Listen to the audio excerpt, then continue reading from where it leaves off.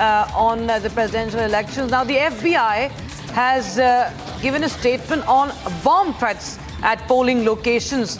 Now, the FBI says it is aware of bomb threats to polling locations in several states, many of which appear to originate from Russian email domains. And none of the threats have been determined to be credible thus far. So that's the big update we have right now. FBI says that threats have been made in several states at polling locations, and they have been traced to Russia or Russian email domains.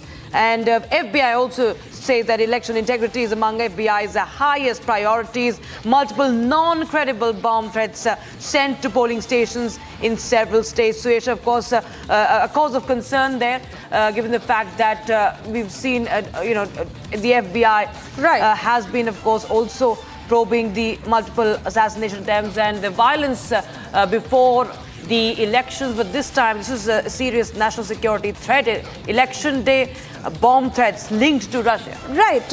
In fact, let's take this question to Arun Ayagri, who continues to stay with us. Because, Arun, now we understand from cyber attacks to cyber bomb threats to interference in the US election, which the agencies have claimed is happening from Russia. All of this certainly having marred this election. Arun. Yep. Hey, so yeah, thank you for inviting me back. So yeah, that's true. I mean, quite a few times, pretty much every election, there are rumors about interference. Quite a few times they happen. So this I should say, sadly, this was expected. Bomb threat, I'm not too sure about that, but some kind of interference, especially linked to Russia or maybe Iran, even something linked to Iran, I would not be surprised. So yeah, I'm not, again, unfortunately, I'm not too surprised about these threats, and I think the expected. And also the training the poll workers received is much better than last time in terms of preparedness. And questioning election integrity and things like that. I think poll workers are much more prepared than last time. So I'm assuming they're prepared in this case too. And I keep seeing that D-Day at the top of my screen here. I think that should be D-Week because I don't think anything would be decided tonight.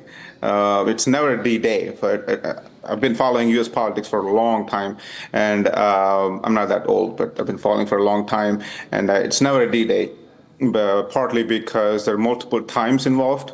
I mean, different times involved in different state, and the multiple time zones involved.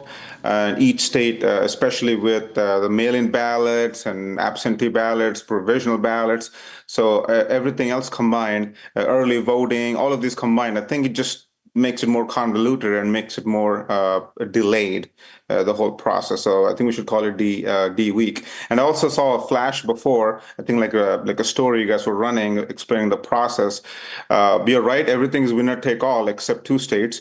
But the small correction there is Maine and Nebraska are not completely proportionally represented. It's a combination of CD and statewide. So there's a mix there for Maine and Nebraska, small correction there. But otherwise, yes, these are expected. I'm just hoping everybody's safe, and I'm hoping they're all prepared for this. And you guys were talking about swing states as well. I just want to say swing states, they keep changing, as we know. But these states were not the same last time. They keep changing every single election cycle. So yeah, in 1990s, they were close to double digit, the number of swing states, right? In 1992, there are 22 swing states. And now we have 7, 2020, there are 5. So they keep changing. So I would say we got to wait a couple more hours to get a clear picture on that. Right. Arun, do stay on with us. I'd like to take the same point to Saurabh Shukla also. Disinformation from Russia. FBI has been probing such threats in the run-up to the election.